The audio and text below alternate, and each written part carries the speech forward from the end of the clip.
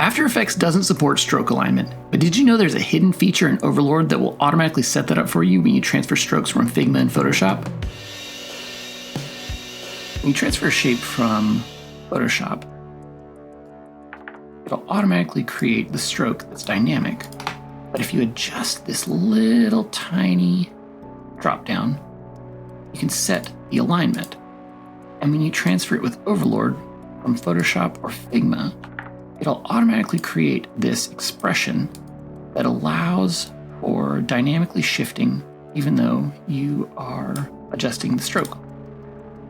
Unfortunately, this isn't possible from Illustrator because anything that's inside of this appearance panel is only available in there, is not contained within the scripting API.